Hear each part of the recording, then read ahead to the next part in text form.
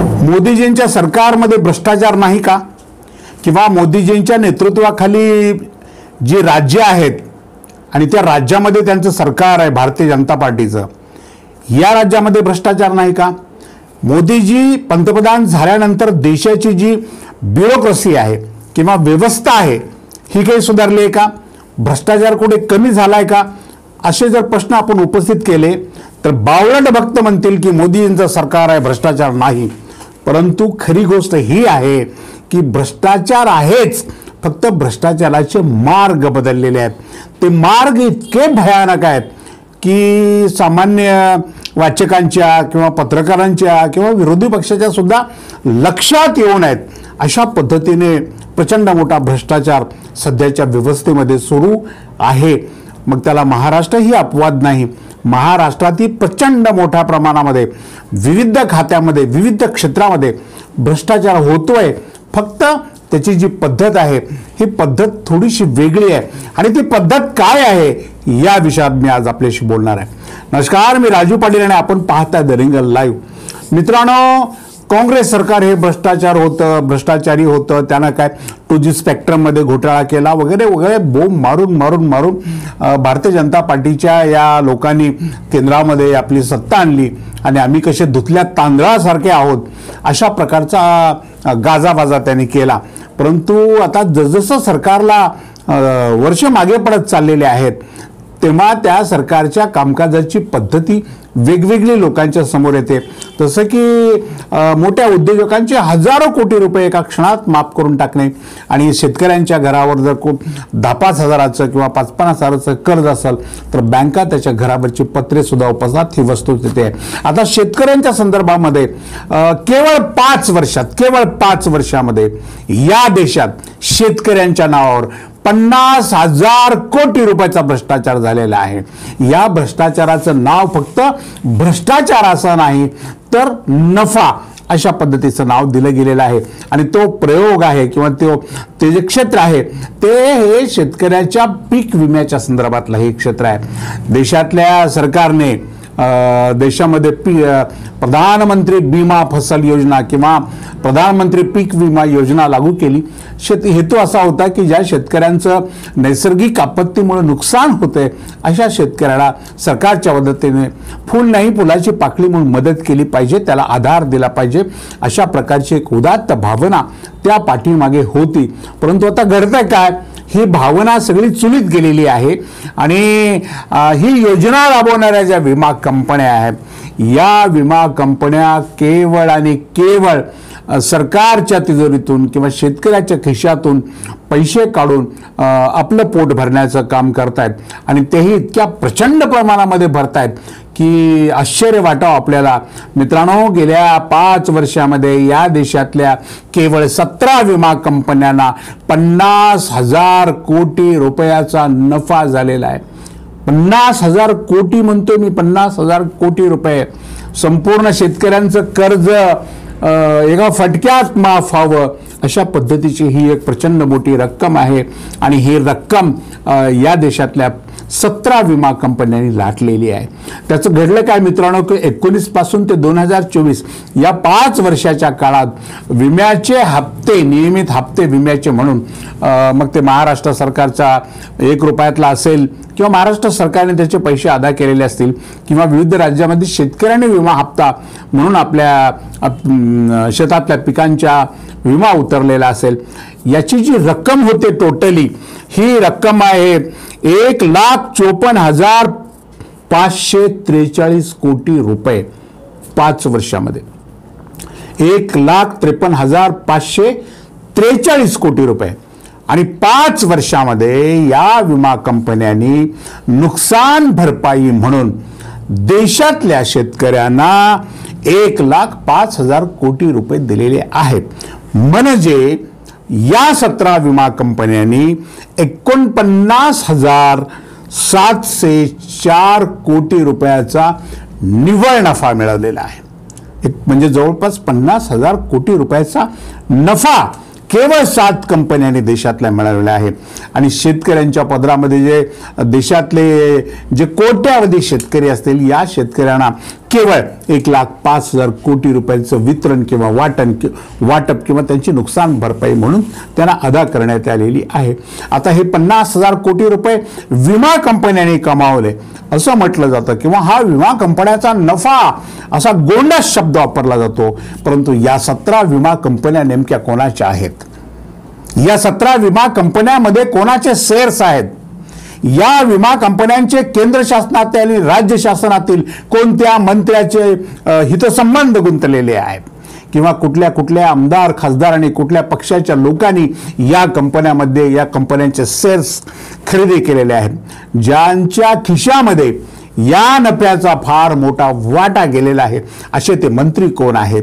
असे ते कृषी मंत्रालयाचे अधिकारी कोण आहेत? ते कृषी मंत्री कोण आहेत? विविध राज्यातले ज्यांच्या संदर्भामध्ये हा विषय येतो. आणि या सगळ्या लोकांचं उखळ अक्षरशः मित्रांनो पांढरं झालेलं आहे. 5 वर्षामध्ये 50,000 कोटी रुपये एवढा प्रचंड मोठा पैसा या लोकांच्या खिशामध्ये गेलेला आहे. आणि यामध्ये जी योजना ज्या मंत्रालयाच्या माध्यमातून राबवली जाते त्या मंत्रालयापासून ते राज्य स्तरापर्यंत किंवा राज्य शासन ज्या कंपन्यांच्या माध्यमातून राबवतं त्या कंपन्यांच्या पर्यंत सगळ्यांचे हात नव्हे तर सगळे हे मंडळी अकंठ या लाभामध्ये या नफ्यामध्ये किंवा या एक प्रकारच्या भ्रष्टाचारामध्ये गुंतलेले आहेत. आणि या विषयाकडं कोणाचं लक्ष जात नाही. ज्याला चांगली भाषा वापरली जाते कंपन्यांचा नफा झाला असं म्हटलं होतं, परंतु एवढा नफा प्रचंड प्रमाणामध्ये या कंपन्यांचा कसा काय झाला यावर कोणी अभ्यास करत नाही किंवा त्याची चर्चा सुद्धा स्वतःला राष्ट्रीय माध्यम समजून घेणारे न्यूज चॅनल्स असतील, मोठे वर्तमानपत्र असतील, हे सुद्धा करत नाहीत. चिल्लर चाल्लर कबरीवर छुटपुट गोष्टीवर डिबेट करणाऱ्या टीव्ही चॅनल्सच्या लोकांना ही एक महत्त्वाची गोष्ट त्यांच्या लक्षामध्ये येत नाही की किती प्रचंड मोठी लूट ह्या विमा कंपन्या शेतकऱ्यांच्या नावावर करतायत. आणि त्यावर आवाज उठवला पाहिजे, त्याला कुठंतरी चाप देण्यासाठी पुढे आलं पाहिजे. खरं म्हणजे विरोधी पक्षाची प्रमुख भूमिका असते. अशा छोट्या मोठ्या ज्या घटना देशात असतात, ज्या लाखोचा नुकसान करणाऱ्या गोष्टी असतात, त्याला जगाच्या समोर आणणं, लोकांच्या समोर मांडणं, त्यावर आवाज उठवणं ही त्यांची जबाबदारी असते. आणि सर्वात मोठी जबाबदारी लोकशाहीचा स्वतःला चौथा आधारस्तंभ म्हणून घेणारे पत्रकार यांची सुद्धा ही जबाबदारी असते की या विषयावर आवाज उठवला पाहिजे. परंतु आजकाल पत्रकार मंडळींचं खूप अवघड झालेलं आहे. त्यातल्या त्यात मंत्रालयामधले किंवा केंद्राच्या सरकारच्या आजूबाजूला असलेले जे पत्रकार मंडळी आहेत यांच्याबद्दल काय बोलावं हे सगळे धन्य आहेत. एवढी मोठी ताकद हातामध्ये असताना ते आवाज उठवत नाहीत, परंतु ते मुख्यमंत्र्यांच्या भेटीगाठी घेऊन पत्रकारांच्या सोयीसाठी काय काय करता येईल त्याचे प्रोजेक्ट ते सरकारकडे सादर करतात. आणि सरकार सुद्धा पत्रकारांच्या सोयीसाठी अमुक योजना राबवल्या जातील, तमुक योजना राबवल्या जातील अशा पद्धतीचं घोषणा करतं. म्हणजे पत्रकारांना सुद्धा अशा पद्धतीनं एक प्रकारचा प्रत्यक्ष मलिदा त्यांच्या हातावर देण्याचं काम होतं. आणि त्यामुळे महत्त्वाच्या प्रश्नावर जो आवाज उठवण्याची गरज असते तो आवाज उठवला जात नाही. लोकशाहीमध्ये पत्रकाराने खूप जागरूकपणानं या अत्यंत महत्त्वाच्या विषयावर आवाज उठवला पाहिजे. राजकारणातली एखादी बातमी सुटली तरी चालेल, परंतु शेतकऱ्यांच्या जीवाभावाचे प्रश्न सातत्याने उचलून धरले पाहिजे. गोरगरिबांच्या जीवाभावाचे प्रश्न सातत्याने उचलून धरले पाहिजे. आपण चिल्लर चाल्लर गोष्टीवर प्रचंड मोठा वेळ खर्च करत असतो, आपल्या माध्यमाचा वेळ खर्च असतो, वर्तमानपत्राची जागा सुद्धा त्याच्यामध्ये खर्च करतो, परंतु या शेतकऱ्यांच्या प्रश्नावर किंवा ही जी लूट चाललेली आहे ही शेतकऱ्यांची लूट आहे, ही देशाची लूट आहे. या 17 कंपन्या म्हणून देशाची लूट करतायत का? एवढा नफा यांचा कसा होऊ शकतो असा प्रश्न कोणीतरी हातात दांडकं घेऊन विचारण्याची आवश्यकता आहे.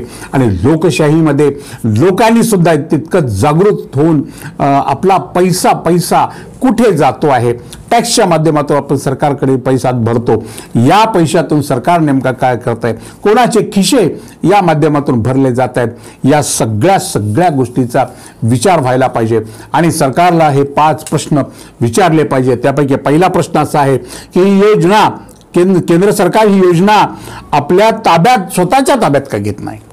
हा सगळ्यात महत्त्वाचा प्रश्न आहे की एक राष्ट्रीय विमा कंपनी स्थापन करून पीक विम्याच्या संदर्भामध्ये केंद्र सरकार पूर्णपणानं ही योजना आपल्या स्वतःच्या ताब्यामध्ये का घेत नाही, असा एक अत्यंत महत्त्वाचा प्रश्न आहे.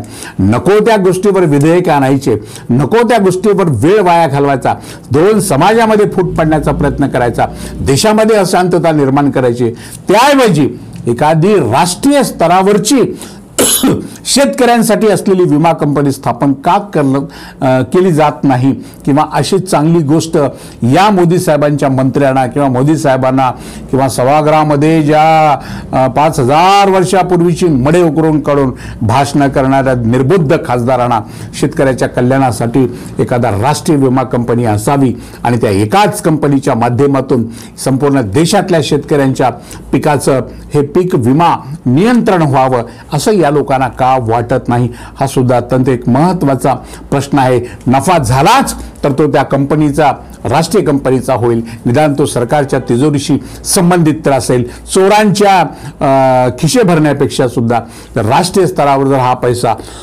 शिल्लक राहिला आणि गेला तर त्याचा किमान फायदा होण्याची शक्यता आहे. परंतु सरकार असा विचार करत नाही. सरकारचे जे मंत्री आहेत तेही असा विचार करत नाहीत. मात्र हे सगळ्यांचं लक्ष या चांगल्या गोष्टीवर नाही, कुठे काय दडलंय आणि कुठलं काय उकरायचंय यावरच या लोकांचं लक्ष आहे. दुसरा प्रश्न आहे सर्वात महत्त्वाचं म्हणजे राष्ट्रीय शेतकरी पीक विमा महामंडळ स्थापन सरकार का करत नाही, हा एक प्रश्न त्यांना विचारला पाहिजे. या कंपन्यांची निवड कोण करतं, नेमकं कोण या कंपन्यांना यांच्याकडे आपला विमा हप्ता भरावा किंवा शेतकऱ्याच्या पीक विमा देण्याची जबाबदारी या कंपन्यांची आहे, हे निवड कोण नेमकं करतं, त्यात पारदर्शीपणा आहे का, ती गोष्ट लोकांच्या पर्यंत जाते का. महाराष्ट्राचं आपण उदाहरण घेतलं तर महाराष्ट्रामध्ये ज्या कंपन्या विमा कंपन्या आहेत, आपण शेतकरी एखाद्या पीक विमा भरतो, तो कोणत्या कंपनीकडे आपला पीक विमा गेला हे त्यांना माहीत नसतं. आता तर महाराष्ट्रात सरकार 1 रुपयामध्ये काही पीक विमा भरायला निघालं, त्यामुळे सरकारच्या मंत्र्यालाच माहिती आहे की कोणती कंपनी आहे, कोण्या कंपनीला आपण सरकारचा भाग शेअरच्या माध्यमातून किंवा या नियमित हप्त्याच्या रूपातून या कंपन्याकडे पैसा देतो. हे सगळा गोलमाल आहे मित्रांनो.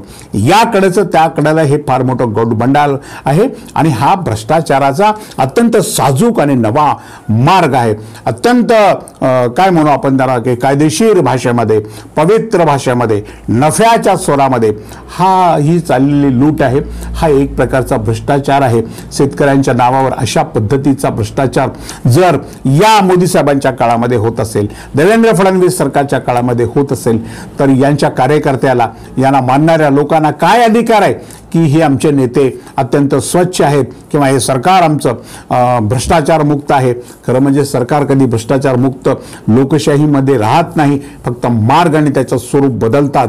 आणि एवढं जर सरकार भ्रष्टाचार मुक्त असतं तर आपल्या पक्षाच्या ज्या देणग्या आहेत त्या देणग्या गैरमार्गानं या सरकारने सुद्धा कधीच घेतल्या नसता. हा भाग वेगळा आहे. पण निदान शेतकऱ्याच्या नावावर या सरकारने किंवा या सरकारमध्ये ज्या कंपन्या, विमा कंपन्या आहेत, या विमा कंपन्याचा जो झालेला नफा आहे हा नफा नाही, ही लूट आहे एक प्रकारची. ही एक प्रकारची फसवणूक आहे.